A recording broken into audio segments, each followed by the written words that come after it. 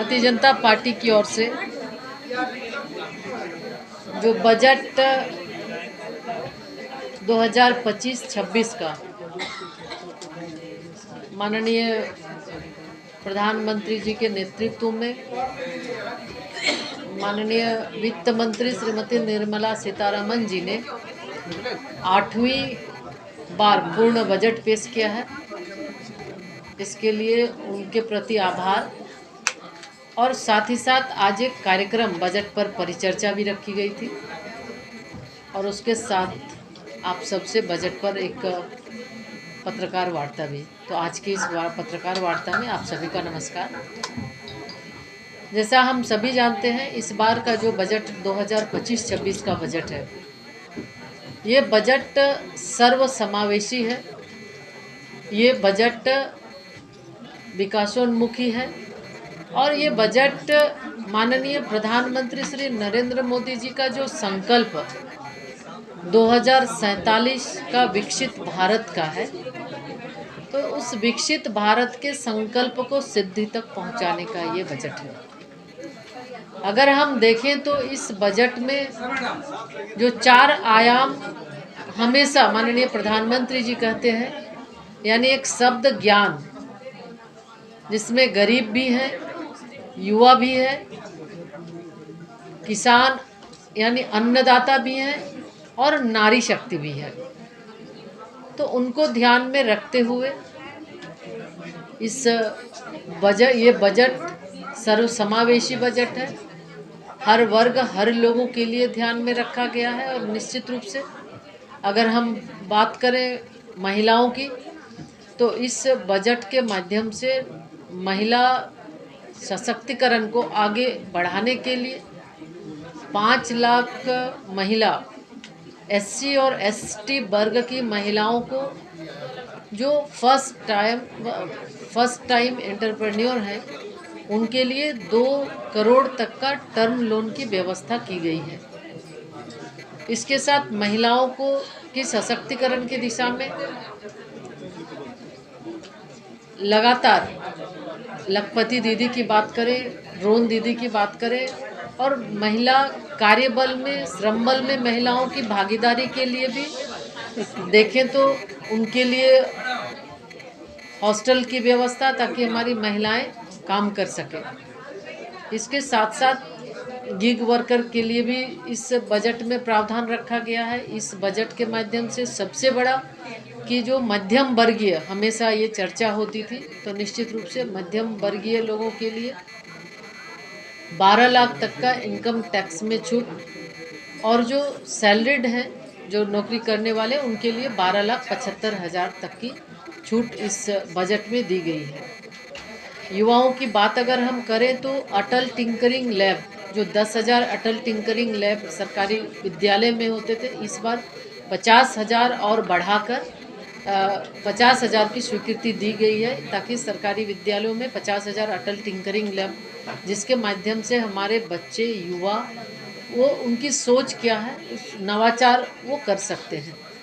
पोषण, महिला बाल विकास मंत्रालय का एक बहुत ही जो सक्षम आंगनवाड़ी पोषण 2.2 कार्यक्रम है, उसके तहत कुपोषण से मुक्ति, कुपोषण से कैसे भारत को मुक्त किया जा सके, हमारे बच्चे स्वस्थ हों, तो उसके लिए भी पोषण का एक जो प्रावधान है, उसको उसमें और बढ़ोतरी किया गया है। जो पैसा है उसको और बढ़ाया गया है इस बजट में, उसका भी प्रावधान किया गया है, ताकि जो 10 करोड़ हमारे लाभार्थी हैं, उसमें गर्भवती महिलाएं हैं, धात्री माताएं हैं, हमारे छोटे बच्चे हैं, और उसके साथ साथ 20 लाख लगभग एडोलसेंट गर्ल्स हैं।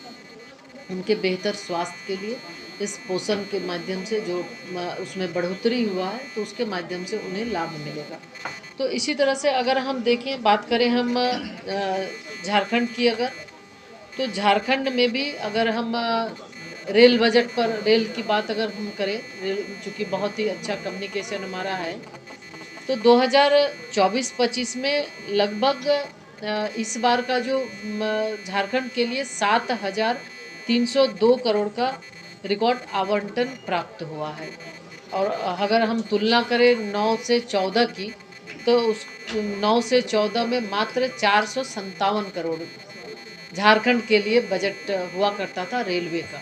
तो 16 गुना अधिक बढ़ाकर रिकॉर्ड इस बार 7,302 करोड़ का आवंटन झारखंड को मिल रहा है, जिसके माध्यम से ट्रैक के साथ साथ नए ट्रैक का भी है, और उसके साथ ही अगर देखें तो इसके पहले भी 57 नए अमृत भारत स्टेशन का भी माननीय प्रधानमंत्री जी की ओर से शिलान्यास हुआ, जो वर्ल्ड क्लास स्टेशन बन रहे हैं। चाहे हम रांची रेलवे स्टेशन की बात करें या सुदूरवर्ती हम हजारीबाग रोड की भी बात कर लें, तो इस तरह से रेलवे के क्षेत्र में बहुत ही आमूलचूल परिवर्तन और माननीय प्रधानमंत्री जी के नेतृत्व में झारखंड को एक दिया जा रहा है। उसके साथ ही लगभग 7 वंदे भारत ट्रेन का संचालन भी किया गया, जिसका टाटानगर से पटना, भागलपुर से दुमका हावड़ा,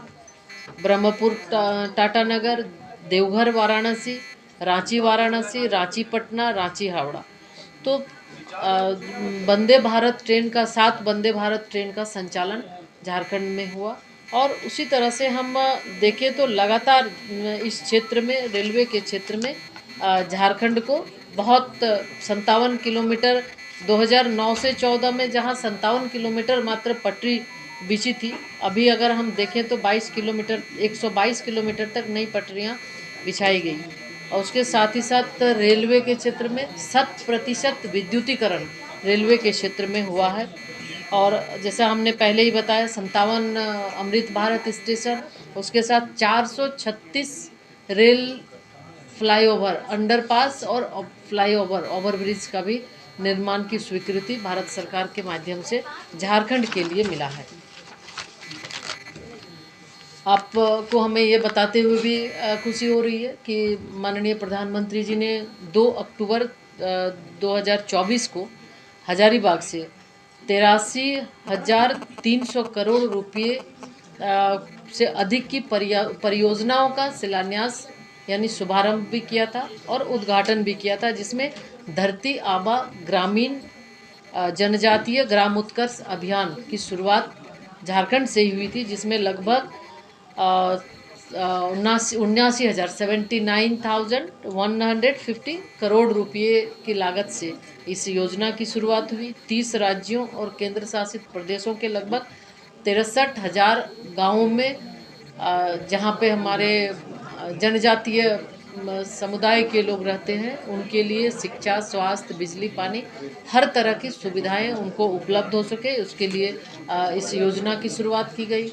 उसी तरह एकलव्य आवासीय विद्यालय के माध्यम से अच्छी शिक्षा मिल सके जनजातीय बच्चों को, उसकी भी व्यवस्था की गई।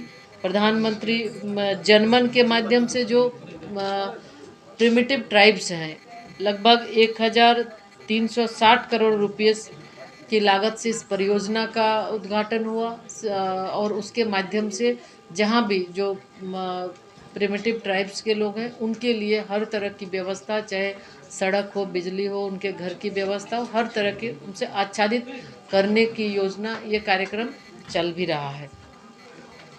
तो ये अगर हम देखें तो निश्चित रूप से ये बजट झारखंड के हित में भी, झारखंड के लिए भी बहुत ही अच्छा रहा। और बिना किसी भेदभाव के भारत सरकार के माध्यम से लगातार ये प्रयास होता रहा है कि हम पूरे देश के स्तर पर सभी राज्यों को बराबरी जो भी योजनाएं हैं उस योजना का लाभ उस तक मिल सके, उसके लिए कार्य कर रही है। और एक पूर्वोत्तर करके जो योजना, उसके माध्यम से भी हम देखें तो हर उसमें भी चाहे कनेक्टिविटी की सुविधाएं, उसमें एक्सप्रेस वे का निर्माण भी का कार्य हो रहा है, जिसमें हम देखें वाराणसी से लेकर हावड़ा तक जो हजारीबाग से होकर गुजरेगी, तो उसकी भी शुरुआत की गई है। इस तरह कई ऐसी परियोजना, कई ऐसी योजनाओं का शुभारंभ किया गया है। और लगातार भारत सरकार की ये मंशा है कि जब विकसित भारत का लक्ष्य तभी पूरा हो सकता है जब सभी राज्यों का समान विकास हो, सभी राज्यों का सहयोग हो।